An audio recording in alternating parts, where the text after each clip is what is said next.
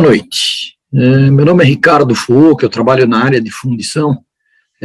A minha apresentação de hoje é especificamente para falar um pouco da importância dos sistemas de canais que são utilizados para se obter peças fundidas. E como é um item que deveria ser projetado com um pouco mais de cuidados, o enfoque da minha apresentação vai ser falar sobre que problemas decorrem quando eu falho nos projetos de canais de peças fundidas. Então, os itens que eu pretendo abordar são os que estão nesse índice. A ideia é falar um pouquinho do ponto importante, que é a reatividade que o metal líquido tem, que é necessariamente utilizado em fundição metal no estado líquido. Em altas temperaturas, o contato com o ar faz com que haja oxidação. E, como todo líquido, ele está sujeito à turbulência. Então, eu tenho problemas associados a isso, que serão os que serão abordados na parte final. Bolhas de ar preso e inclusões de reoxidação nesses materiais. Então, a ideia é discutir como a reatividade importa para cada tipo de liga, ou as principais ligas utilizadas em fundição, e falar da importância que os sistemas de canais, que cada pedaço do sistema de canais tem, no sentido de poder gerar defeitos, que são os de bolha de ar preso e inclusões de reoxidação. Então, nessa parte introdutória, o que a gente precisa considerar é que sempre em fundição eu estou partindo de um metal a elevadas temperaturas.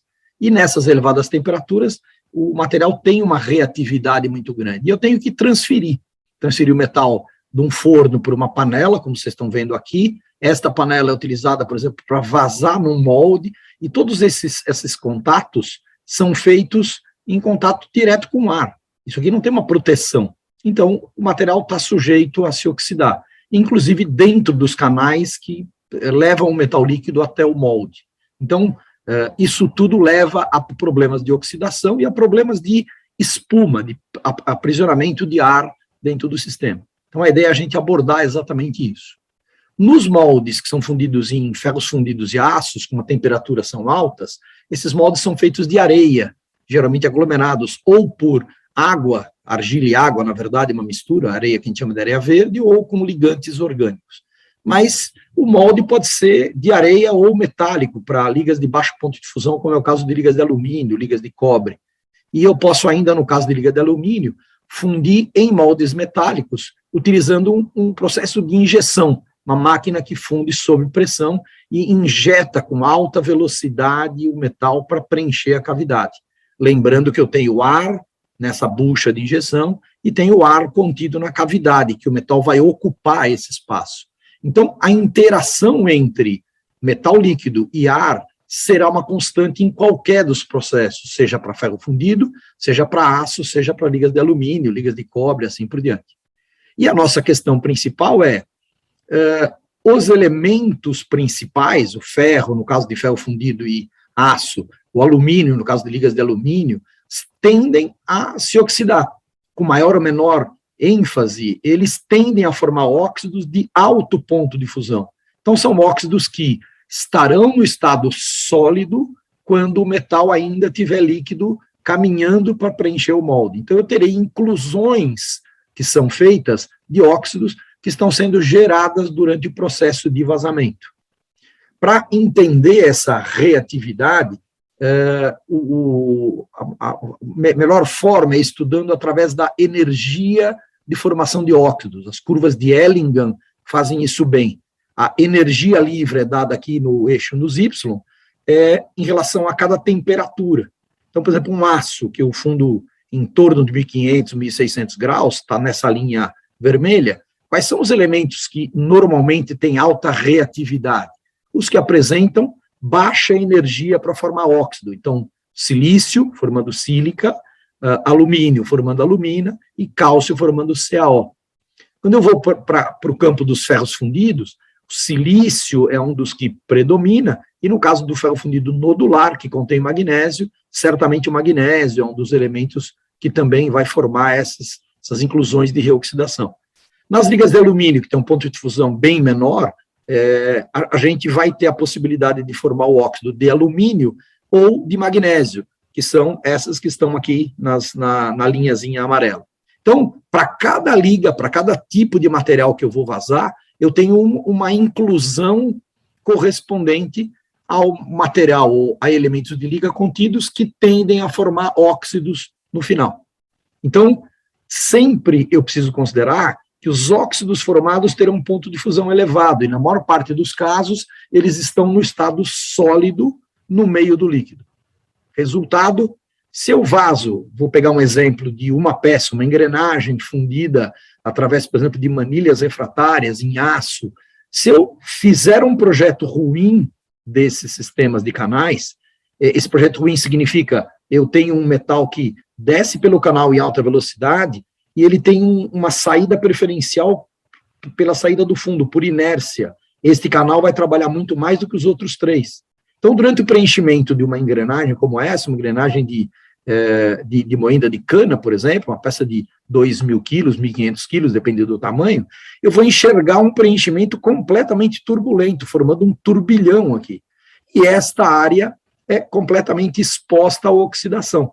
O que resulta disso? Bom, resulta que os elementos oxidáveis contidos dentro do aço, alumínio, cálcio, que eu uso na área de desoxidação, o próprio manganês, silício, tendem a formar óxidos complexos aqui, que tendem a flutuar e prender na parte superior do molde. E o resultado é que quando eu for observar a peça fundida, quando eu tenho esse tipo de turbulência, eu vou enxergar dentes mal formados na peça, dentes que estão com uma série de inclusões superficiais, que vão exigir depois que eu faça todo um trabalho de limpeza por escariamento, por arquer e solda. Então, esse retrabalho, meu cliente não paga, isso é uma despesa que eu estou colocando, é um custo que eu estou colocando no meu produto, mas que não retorna, que eu não tenho uma vantagem posterior. E isso acontece em várias peças de aço, que formam esses óxidos, esses complexos aqui de alumínio, de cálcio, ou de bolinhas, pequenas bolinhas de ar preso que ficam na superfície da peça, e que depois eu vou ter que fechar uma a uma, com solda, fazer um trabalho aqui de acabamento, em muitos casos eu tenho que refazer tratamento térmico para obter as mesmas propriedades. Então, quando eu melhoro a questão de preenchimento, fazendo canais que não são turbulentos, tanto a presença destas inclusões, quanto a presença dessas bolinhas de ar, podem ser bastante diminuídas, e isso é fundamental para que eu tenha um custo menor. Então, vamos examinar isso em termos do sistema de canais. Quer dizer, eu tenho várias peças que montam um sistema de canais que tem por obrigação levar o metal que sai da panela até a cavidade do molde, e sem ter grande contato com ar, sem ter grande absorção de ar, aspiração de ar, para não formar nem bolha de um lado e nem óxidos do outro. Então, para um sistema normal, um molde qualquer de uma peça que eu vá fundir, é normal que eu faça um molde em duas partes, que tem um sistema de canais, que contém um copo de vazamento, um canal de descida, um canal de distribuição e ataques, e o metal depois penetra e preenche a cavidade a partir disso. Quais são as áreas críticas que eu tenho para isso, para a fundição por gravidade, que é o processo dos mais usados? A primeira delas eu tenho uma queda livre da panela para o metal que está parado no copo de vazamento. Esse metal aqui vai cair por uma altura de 20, 30, 40 centímetros, depende da altura, depende da forma como eu estou vazando, e vai acabar formando uma espuma, vai introduzir bolhas de ar aqui. Para onde vão essas bolhas de ar? Poucas terão chance de subir, e a grande maioria vai descer junto com o fluxo de metal e vai chegar aqui na cavidade do molde. Depois, o metal acelera no canal de descida por ação da gravidade, diminui a área que ele ocupa. Se o canal não for cônico, ele vai aspirar ar novamente. E ainda, aqui embaixo, depois de cair lá do canal, que ele está em alta velocidade vertical, ele é obrigado a virar, mudar de direção para fazer um preenchimento da cavidade. Então, ele absorve ar uma vez mais na mudança de direção. E o terceiro e último, quarto, quinto, sei lá, é o ponto de aspiração, é que o jato de metal que eu tenho pela velocidade de descida e pela virada, ele novamente vai preencher a cavidade, formando um grande esparramo com grande geração aqui de espuma, grande presença de aspiração de ar junto com o metal líquido. Resultado, eu tenho uma série de pontos que são críticos.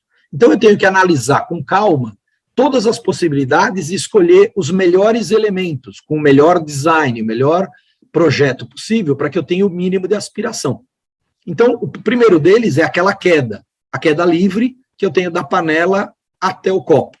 Então, vamos lembrar que, para que um metal líquido seja transferido e não quebre a tensão superficial do metal que está parado aqui no copo de vazamento, esta velocidade não pode ser superior a 0,5 metro por segundo.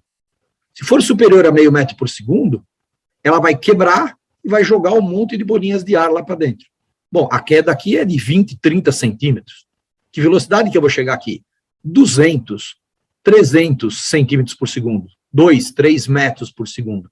4, 5 vezes mais do que a velocidade crítica. Quer dizer, a altura que eu poderia tolerar aqui é ridiculamente pequena, é 1,25 centímetros. Então, inevitavelmente, o jato de metal aqui vai quebrar a tensão superficial e colocar uma série de bolhas lá para dentro. E essas bolhas são bolinhas pequenas, de 2, 3, 4 milímetros. Resultado, se eu não fizer nada, esse jato gerando essas bolhas, tudo isso tende a ser absorvido pelo fluxo de metal e vai ser levado e preenchido a cavidade com metal contendo bolinhas de ar, que podem ficar presas em qualquer ponto do molde. Se ela tocar numa parede, pelo mesmo efeito de tensão superficial, a bolha para no lugar. Então, vocês vão ver que bolha de ar preso é um problema sério por conta disso. Então, aqui eu tenho fotos que foram tiradas de um vídeo em que o metal foi transferido com uma altura de queda aqui relativamente grande, tem algo em torno de 100 milímetros. Então, notem que o metal que desceu quebra e toma, quebra a superfície aqui, a tensão superficial, e permite a absorção de ar aqui pelo lado. E que depois de algum tempo que eu estou preenchendo por cima uma peça, eu vejo uma série de bolhas subindo. São as bolhas de ar que foram colocadas por esse jato de metal ali dentro. Então, nós temos que pensar em termos de mecânica dos fluidos, em como eu minimizo esse problema. E aí o que a gente nota é que usar um copo de vazamento simplesmente é ruim. Melhor seria usar um copo de vazamento centralizando o jato de metal, mas ainda não é a melhor solução de todas. A melhor seria eu ter a chance do material parar aqui na superfície do molde, fazer com que as bolhas subam e apenas o metal descesse no canal de descida. Para isso eu preciso usar uma bacia, que pouquíssimas fundições utilizam. Notem que se eu comparar estes 3 modelos de canais, o nível de oxidação é decrescente, maior no primeiro caso, intermediário no caso do centro, e muito menor se eu utilizar uma bacia de vazamento. Ok? Então, sem dúvida que a bacia é uma solução interessante para amortecer a queda do metal da panela para o molde. Certo? Então, aqui foi feito um modelo com água mostrando exatamente isso. Quando você faz um vazamento de um jato de metal, tem pressão, tem velocidade, tem tudo. Desculpem.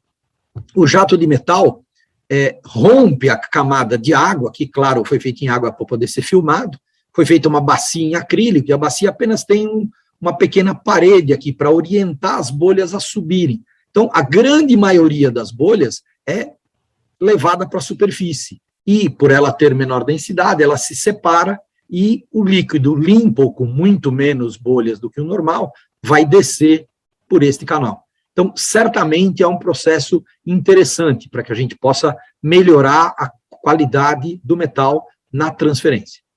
Tá? Segundo ponto importante, conforme eu selecionei uma vazão, um diâmetro que está preenchido pelo metal na parte superior, o metal vai acelerar em queda livre dentro do sistema de canais. Então, se ele acelera, a relação área vezes velocidade tem que ser uma constante para manter a vazão. Resultado, o sistema tende a afinar para ter velocidades maiores aqui. E o resultado é que eu vou ter aspiração de ar ao lado. Se eu usar um canal paralelo, um canal cilíndrico, um canal retangular, mas de seção paralela, eu tendo a ter absorção de ar aqui. E os moldes sendo de areia, eles têm possibilidade de absorver ar. Então, isto será uma fonte de ar aspirado que será levado pelo fluxo de metal até o metal. Então, eu tenho que projetar um canal com conicidade, para que ele minimamente evite que o fluxo descole da parede do molde. E aí, mesmo que ele tenha alta velocidade, ele não tem contato com o ar para gerar essa aspiração, essas bolhas ou esses óxidos. Ok? Chego ao final do canal de descida, com material em alta velocidade na vertical, e ele vai ter que mudar de velocidade na linha de partição. Ou, se eu estiver falando de manilhas, eu vou ter que virar para depois fazer um preenchimento por baixo, no caso de peças grandes. Notem que, se eu fizer o material virar e ele tiver altura suficiente aqui, o metal tende a colar na parede inferior por inércia e formar uma zona de baixa pressão, que aqui ele vai absorver ar e soltar bolhas que novamente serão absorvidas na peça. Então, o que se faz para melhorar esse tipo de coisa? Diminui-se a espessura do canal de distribuição. Então, esse canal pode manter uma seção grande, com uma largura grande, mas a espessura tem que ser pequena. No limite aqui, algo em torno de 10 milímetros, 12 milímetros.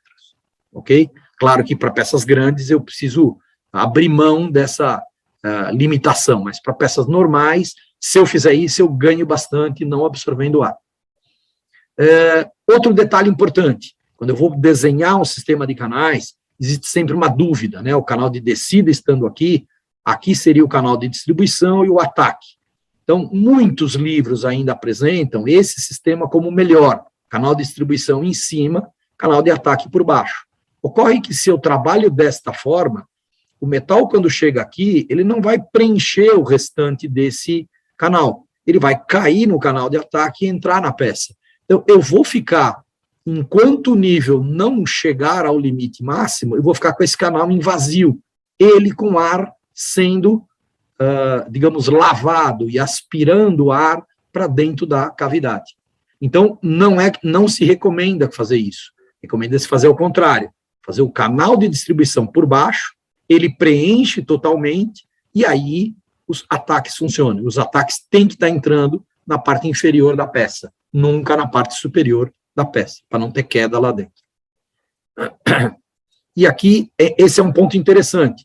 Aquele mesmo artigo que eu tirei uma figura anterior, que mostra o nível de oxidação, quando eu coloco para o mesmo copo, o mesmo tipo de jato, mas com ataque por baixo, pelo meio da peça, ou por cima, notem a quantidade de frentes e de turbulência que eu tenho muito maior aqui e aqui.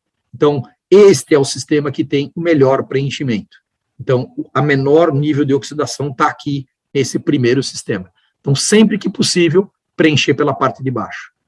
Com o que eu estou preocupado? Eu estou preocupado que, se eu alimento o material por uma certa altura, e ele cai dentro da cavidade, esta queda novamente terá turbulência. Então, eu preciso me preocupar que ela não seja superior a 25 centímetros, ou seja, 12 milímetros, para não ultrapassar a velocidade crítica de meio metro por segundo ou de 50 centímetros por segundo. Ok?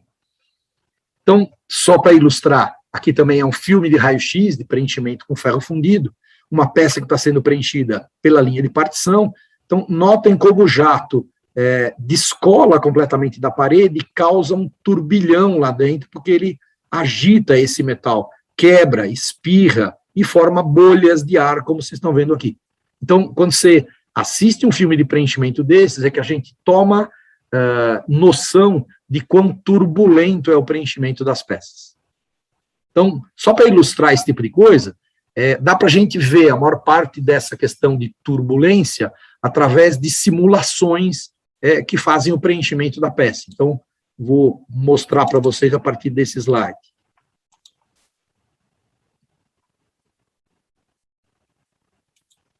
Agora vai.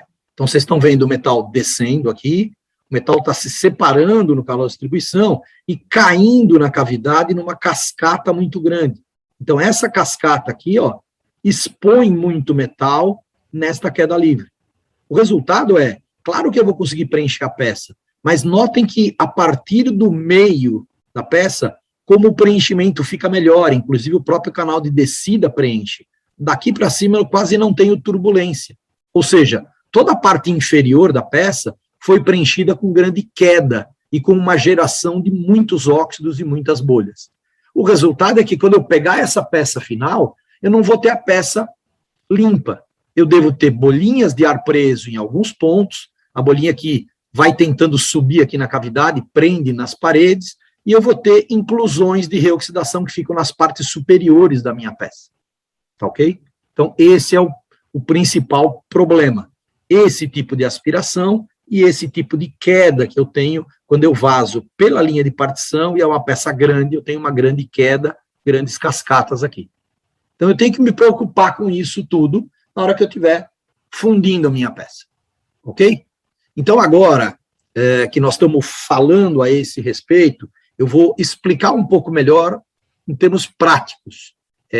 O que eu tenho que fazer para um canal funcionar bem e uns exemplos de quando o canal não foi bem feito, o que ocorreu.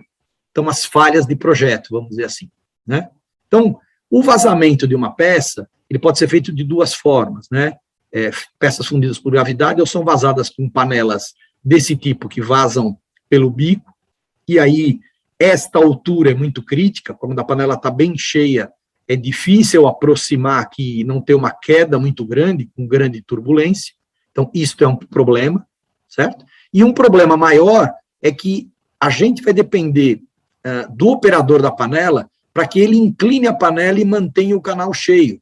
Um problema muito pior do que a altura é quando ele não consegue dar conta da vazão que o sistema de canais tem, ou seja, o fluxo de metal é menor do que o diâmetro do canal de descida.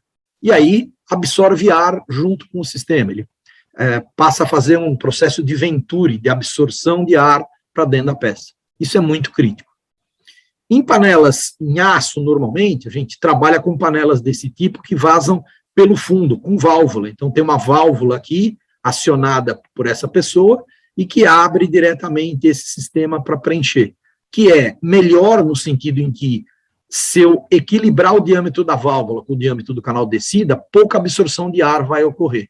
Mas eu tenho um problema, que é todo o metal que está nesta panela faz pressão, então o jato de metal, quando sai aqui embaixo, ele sai já espirrando e aumentando o contato com o ar.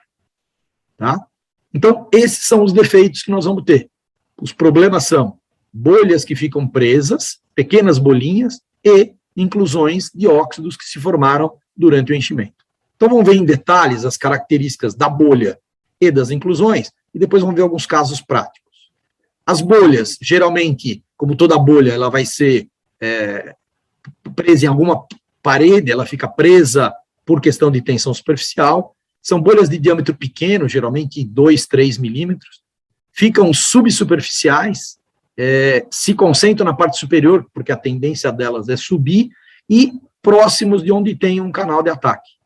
Se eu olhar internamente, observar com uma lupa, observar com uma lupa dessas eletrônicas que liga no celular, o que eu vou ver é a parte interna delas oxidada. Já as inclusões de óxido têm uma natureza diferente. Essas inclusões são formadas por óxidos decorrentes da reoxidação. Essas inclusões tendem a subir, então se concentram na parte superior, e a sua concentração vai depender da facilidade que essas inclusões têm. Em muitos casos, elas ficam presas por baixo de machos, numa peça ou coisa assim. O aspecto também muda. Em aços e ferros fundidos cinzentos, como o material que é produzido são óxidos de silício, de cálcio e tudo mais, isso aqui é um material fininho, é um pó bastante fino de cor clara. Então, ficam alguns acúmulos na parte superior das peças, que eu vou ter que extrair, limpar, soldar e rebarbar novamente. Então, dá um trabalho muito grande esse tipo de coisa. Quando eu parto para elementos que tenham tendência a formar óxidos em filmes, as coisas se complicam. Então, em ferros fundidos nodulares, que tem magnésio, em ligas de alumínio, que o próprio alumínio forma um filme, o filme significa um defeito muito maior em tamanho do que esse. Então, não é um pequeno aglomerado de pequenos óxidos que ficam ali, um pó bem fininho. Não, estou falando de alguma coisa que tem centímetros de tamanho e que pode ser muito crítico para a iniciação de trincas, de fadiga, de impacto e assim por diante. Então, isso é muito crítico para algumas aplicações eu ter. Então, eu preciso tomar muito cuidado, particularmente quando eu vou fazer ferro nodular e liga de alumínio com essas questões. Então, eu vou repassar essa figura, aquelas curvas de Ellinger que eu mostrei lá atrás, mostrando quais seriam os óxidos presentes para aço, para ferro cinzento, o verde, ferro nodular em azul e ligas de alumínio em amarelo. Só para a gente ver a importância que esse tema tem, em 87, o pessoal da Associação Americana de Fundição, a AFS, fez um trabalho com as fundições de peças de aço, que tinham um retrabalho muito grande nas peças fundidas. As peças acabavam com inclusões que tinham que ser limpas, soldadas, retrabalhadas, e isso tinha um custo de quase 16% do custo total da peça. E, como a fundição é feita em areia, a tendência natural dos fundidores é atribuir esse tipo de defeito a uma inclusão de areia. Então, a AFS fez um trabalho sério, pediu para mais de 30 fundições selecionarem inclusões, cortarem o pedacinho da inclusão e mandarem analisar em algumas universidades americanas. E aí a surpresa foi, de 396 amostras coletadas e examinadas, produtos de desoxidação, refratários, escória de forno, foram de 1%, 2%, então muito pouco. Molde, ou seja, pedaços de areia que possam ter caído, soltos do sistema e tudo mais, 14%. Quer dizer, juntando isso aqui, dá 17%. Quem é o grande vilão? O grande vilão é a reoxidação, ou seja, sistema de canais, turbulência na hora de preencher a minha peça. Então, aqui, a gente passa a ter uma ferramenta extremamente útil para redução de custo. Então, eu tenho uma fundição, eu gasto muito tempo em retrabalho. Como é que eu posso melhorar isso? Bom, se eu melhorar o meu projeto de canais, eu já produzo peças que não têm retrabalho interno, ou tem muito menos. E isso significa que o meu custo será menor do que o do meu concorrente. Então, trabalhar essa questão é extremamente importante. Aumenta a produtividade, evita retrabalhos, que é uma coisa que o cliente não paga para você. Então, é um potencial enorme de redução de despesa e de redução de custo, se eu fizer um trabalho bem feito com essa questão. Então, do que nós estamos falando? Nós estamos falando que o metal, uma vez que ele saiu da panela e entrou no molde, ele vai ter contato com o ar, na queda da panela para o molde, no canal de descida, nos sistemas de canais e na entrada aqui da peça. E o que resulta desse contato do metal líquido com o ar, inicialmente isso foi estudado para aço, formar inclusões desse tipo, de 1, 2 milímetros de tamanho, chamadas de macroinclusões, que afloram na superfície superior das peças fundidas. Então, um dos primeiros trabalhos foi esse, que o pessoal pegou uma peça de geometria simples, uma placa, com um sistema de canais que nem está exatamente adequado, canal paralelo, bacia que não é para ser usada nem nada, fez uma simulação de preenchimento e o sistema começou a ser aperfeiçoado para medir quantas superfícies estão em contato com o ar. E à medida que eu vou preenchendo, vai piorando esse nível de contato e o nível de oxidação final. De maneira que eu consigo prever a quantidade e quantas inclusões eu terei na superfície da minha peça. Isso pode ser feito para qualquer geometria.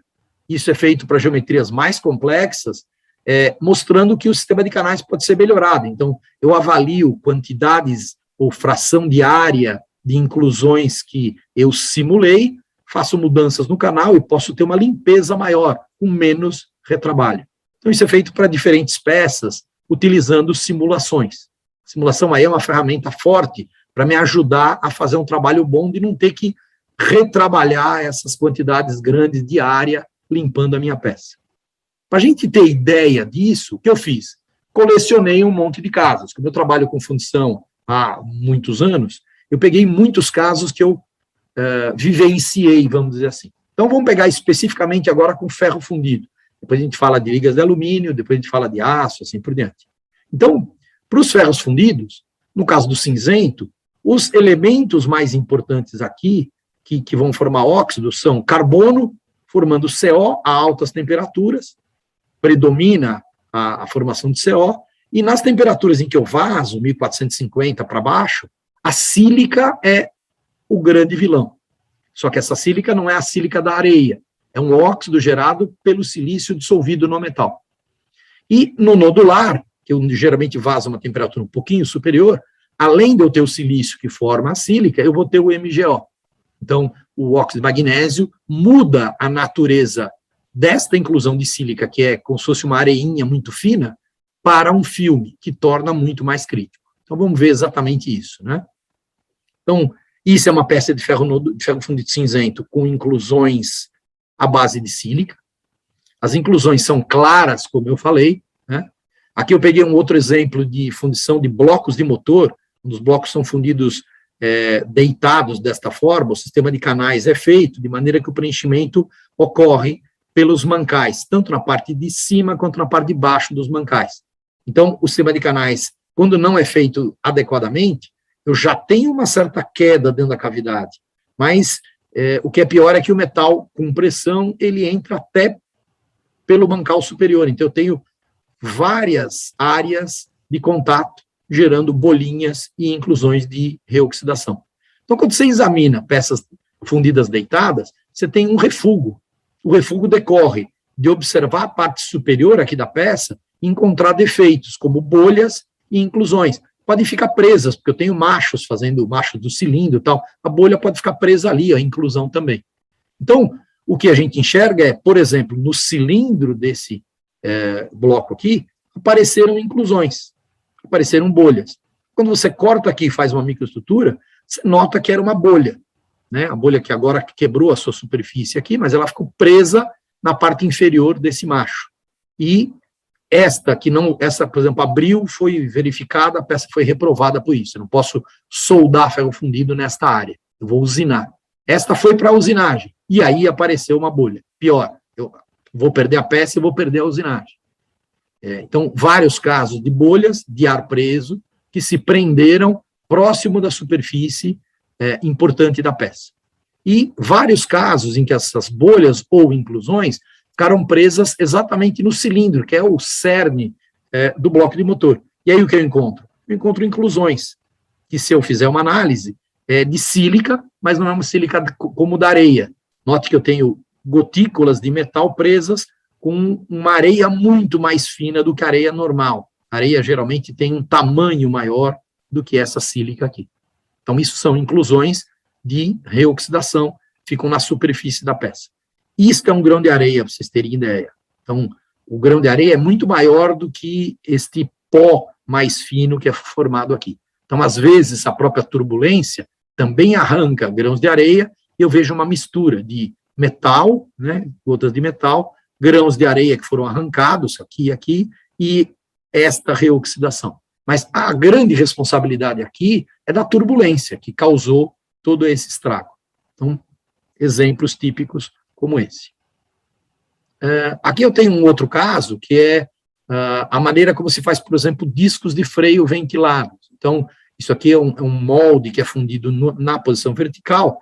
Eu queria que vocês tentassem observar detalhes de onde tem aspiração de ar dentro do sistema.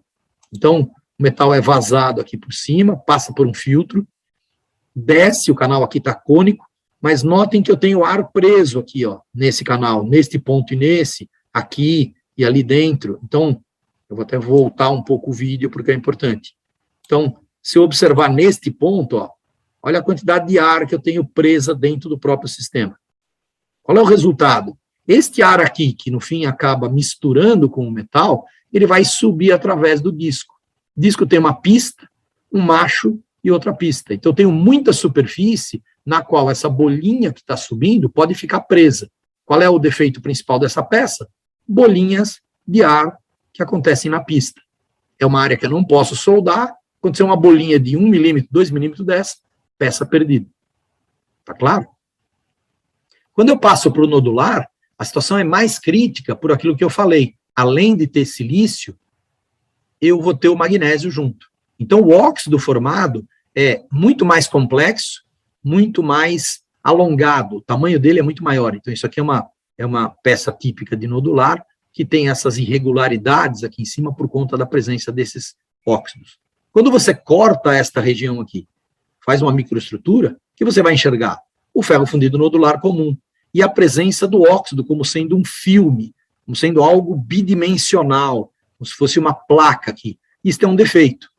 Imaginem se essa peça estiver sujeita a qualquer tipo de esforço mecânico, eu vou ter um defeito que tem um tamanho relativamente grande aqui. Então, por exemplo, nesse caso, uma peça que foi feita o sistema de canais no nível da partição e as cavidades estavam para baixo. Tinha uma queda aqui de 20 centímetros. Então, o que acontecia era, eu tinha um jato muito grande de oxidação que resultava, nesta peça, conter muitos defeitos que são muito maiores do que um nódulo ou do que a microestrutura que nós estamos falando. Então, isso é um defeito muito sério. Ok? Então, notem que eu tenho bolhas, como no outro caso, mas tenho óxidos que geralmente são alongados desse tipo, formando filmes desse tipo, que são muito mais críticos do que no ferro fundido cinzento.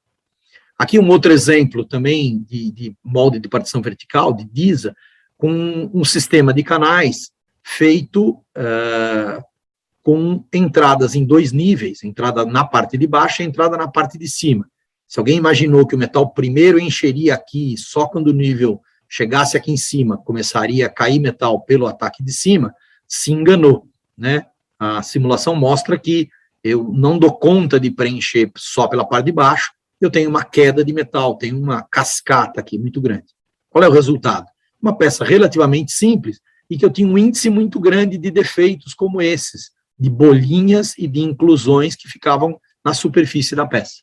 Então, se isso estiver acima do aceitável, eu vou ter que reprovar essa peça por defeitos superficiais. Então, o que foi feito? Um trabalho de mudança do sistema de canais para que ela preenchesse somente pela parte inferior, nunca tendo um segundo canal lá em cima. Ok? Este é um outro sistema para fazer carcaças de turbocompressor, que tem aquele conceito do canal de distribuição ser por cima e o ataque ser por baixo. Então, aqui dá para ver que esse canal não preenche completamente o canal à frente, e ele já cai nesta área. Então, aqui eu tenho absorção de ar e possibilidade de ter inclusões. E depois, o projeto foi feito entrando com o metal no nível que o maçalote está. E aí o metal cai na cavidade. Esta queda, de novo, é uma outra oportunidade para a formação de óxidos e geração de inclusões. Então, a gente nota que, próximo de onde o metal caía aqui, aparecem uma série de bolinhas. As bolhas escapam e vão chegar aqui em cima. Então, na hora que você vai usinar, digamos, a parte superior, aparecem esses defeitos. Que aspecto tem essas bolhas? Bom, como eu disse, diâmetros de 2, 3 milímetros, superfície interna oxidada, se você observar com alguma lupa, dá para perceber direitinho que é uma bolinha, e que a superfície interna está bem oxidada. Ok? Muito bem. Vamos pegar alguns exemplos de aço, então. Aço, as inclusões que são formadas, são inclusões que são mais complexas, formadas por sílica, por alumina, silicato de cálcio e tudo mais. Então, ela forma uma areinha extremamente fina e branca. Então, quando você tira a peça do molde, quando você vê manchas desse tipo, é porque aqui ficou preso uma inclusão de reoxidação. Tá? Por exemplo, esta que está aqui. Esse material, se você analisar com mais profundidade, colocando uma lupa, por exemplo, ele é constituído de uma areia muito fininha. Então, isso aqui é a ampliação, digamos assim, desse defeito, que é uma inclusão de reoxidação. Se você fizer uma análise mais profunda do resíduo que está nessa superfície, os elementos que aparecerão num EDS aí, utilizando um microscópio eletrônico de varredura, você vai ver que são óxidos contendo alumínio, contendo silício, contendo ferro, manganês, cálcio, assim por diante. Então, sempre será um óxido mais complexo, né? Esse é um outro exemplo, que foi feito também um estudo. Então, são óxidos que constituem essa inclusão, contendo alumínio, contendo silício, cálcio, que são os elementos usados como desoxidantes nos aços.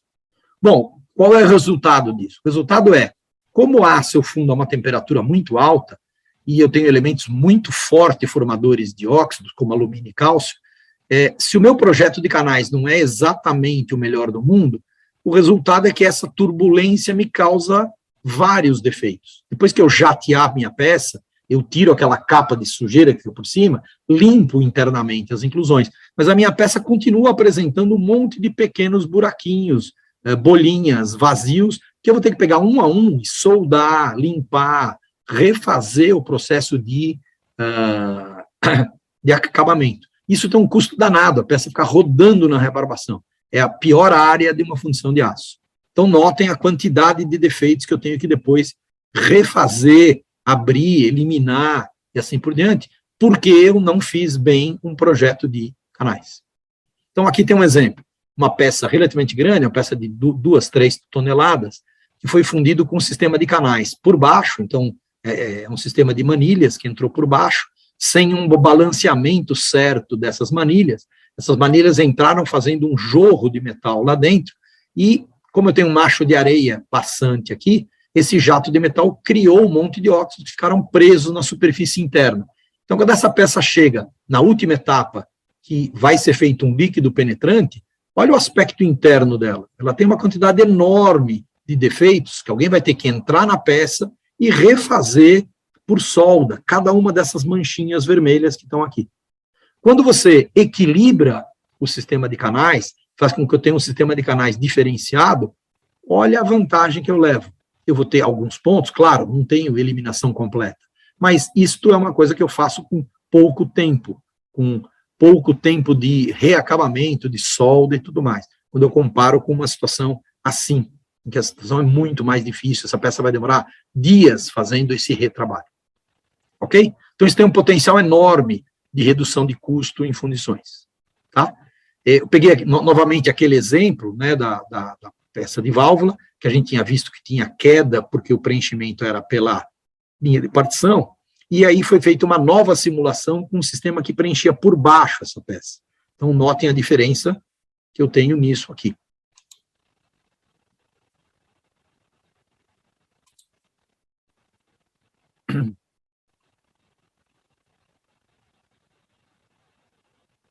Não consegui mudar o slide aqui. Agora passou. Então, notem que aqui eu tinha queda muito grande no preenchimento na linha de partição, e olha como eu tenho aqui um preenchimento já desde a fase inicial, bastante tranquilo, formando um lago de metal que daí para cima ele vai subir sem problemas. Né? Outro caso que tem um potencial muito grande de ganho é o pessoal que trabalha com fundição de precisão. Fundição de precisão, faz-se a peça injetada em cera, cola-se essa cera num canal vertical, que é um maçalote, e por ele ser um maçalote, ele não tem controle das condições de preenchimento. Então, eu obtenho peças com nível de qualidade superficial muito bom, mas que como o maçalote não controla o preenchimento, entra com ar, entra com bolhas, entra com inclusões, as peças apresentam uma quantidade muito grande de inclusões e de bolhas, que me dão um retrabalho enorme.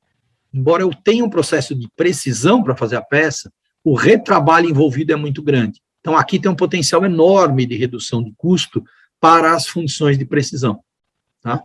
Por melhorarem esse tipo de coisa. Aqui eu peguei um outro exemplo de peça de tamanho grande, então isso aqui é um cone fundido em aço manganês, que é utilizado em mineração, fundido desta forma, né, com canal central, preenchendo de baixo para cima, e que, por ter dificuldades para manter cheio esse canal, dá uma quantidade enorme de bolhas. As bolhas sobem através do perfil da peça e se acumulam na parte de cima. Então, são bolhas de grande tamanho que a gente tem aqui, que, se eu não tivesse esse defeito, eu não precisaria depois fazer reparos com solda nessa peça. Então, isso foi feito um trabalho. Mostrou-se que, mantendo o canal cheio aqui, como o canal era uma manilha cilíndrica, havia muita aspiração de ar, ele não ficava completamente preenchido. Resultado, fez-se um projeto de alterar do canal, que era cilíndrico, para um canal cônico. Mudou-se o copo de vazamento para uma bacia de vazamento.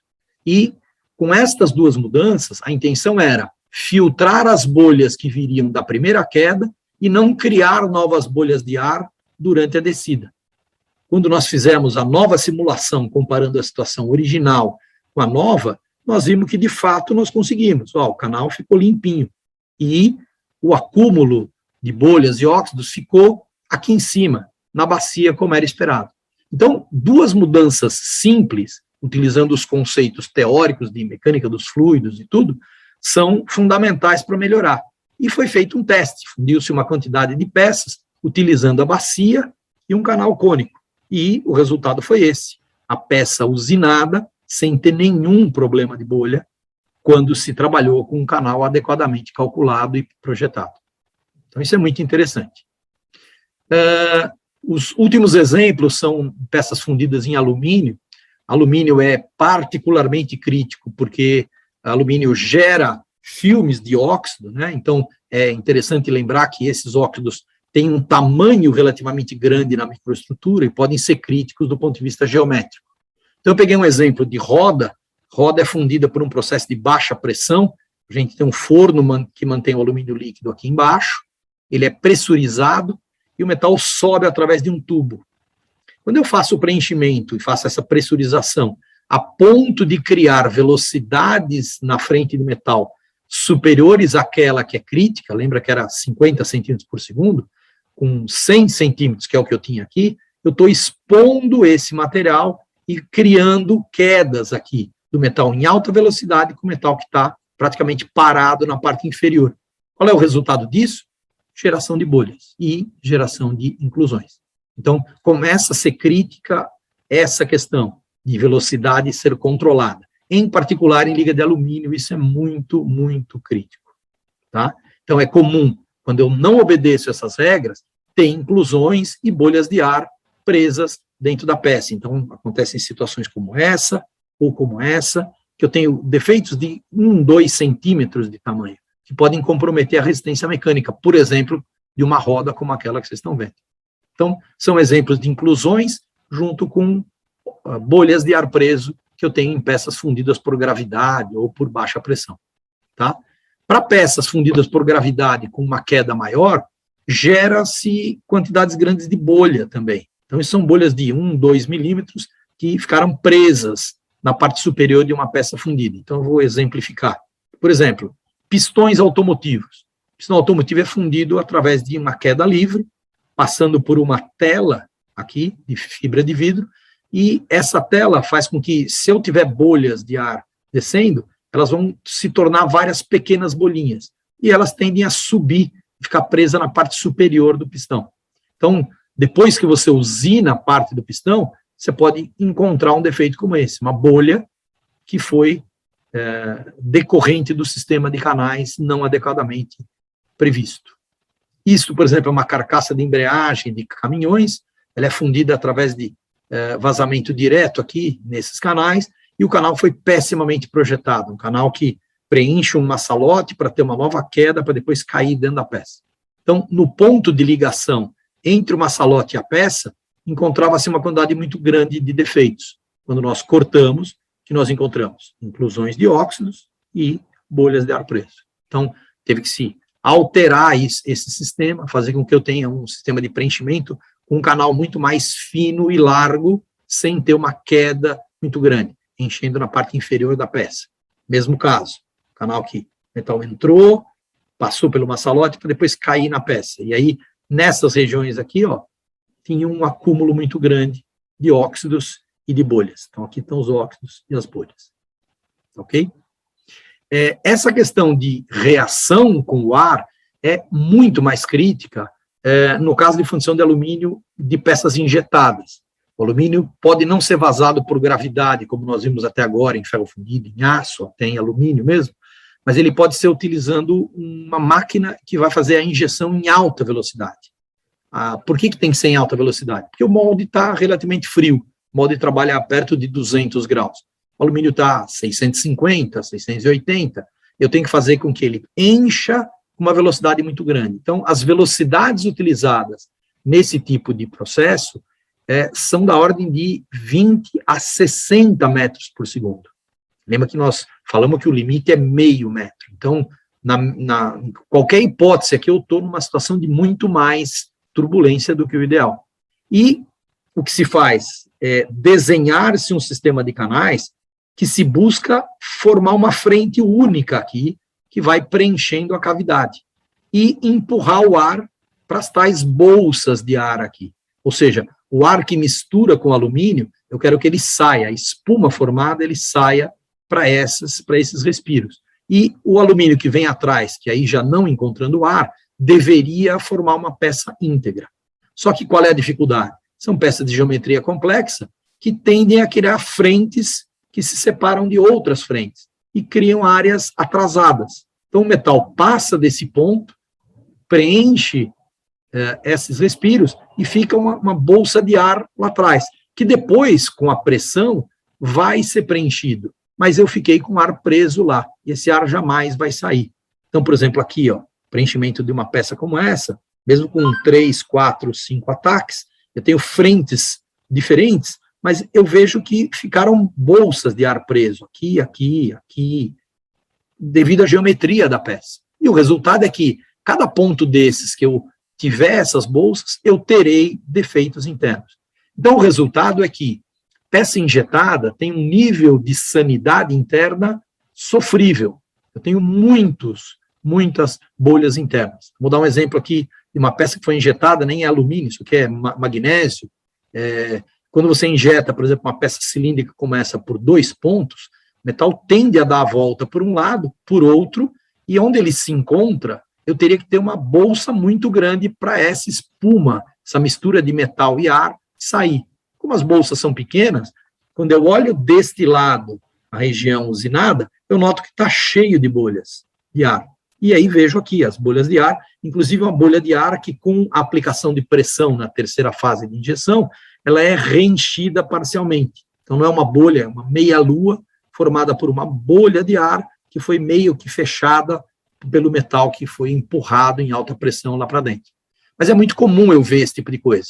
Eu injeto por aqui, vou ter encontro de frentes nesta área, se eu quebrar esta peça nesta região, olha o que eu enxergo na seção interna. Uma série de bolhas e inclusões de óxido. A única vantagem que eu tenho da alta velocidade neste processo é que a alta velocidade quebra os filmes de óxido e o preenchimento é muito rápido, em milissegundos, então eu fico com poucos óxidos, mas eu tenho muitas bolhas que restam lá dentro da peça. Então, quando eu corto isso, eu vejo por metalografia comum, ou visto em MEV, dá para ver que são bolhas completamente redondas com a superfície oxidada. Quando a pressão é aplicada, essas bolhas são reenchidas. Então, dá para ver até que quem reenche aqui é um líquido muito mais rico em silício, é um líquido segregado que está preenchendo. Então, isso deixa defeitos desse tipo, essa frente jamais vai ser eliminada, eu tenho ar aqui dentro, e oxidou um lado, oxidou o outro, não vai ter uma solda aqui de um lado com o outro. Então, se você fraturar isto aqui, você vê a superfície fraturada com uma série de bolinhas e bolhas grandes reenchidas. Essas bolas são exatamente esses reenchimentos aqui que acontecem dentro dos defeitos. Então, isso é muito típico em peça injetada. Ok? Eu acho que esse era o último slide, então a ideia é que espero ter sido abrangente o suficiente para mostrar a importância do sistema de canais e espero ter conseguido passar para vocês a ideia de que defeitos decorrem disso e o potencial que isso tem de ganho para qualquer tipo de fundição, de ferro, de aço, de liga de alumínio, mas em certos casos o potencial de ganho financeiro é muito grande. Então, a gente espera que as empresas se dediquem mais a usar simulações, porque é uma ferramenta importante, e a projetar melhor o seu sistema de canais. Ok? Então, ok, muito obrigado pela atenção de vocês.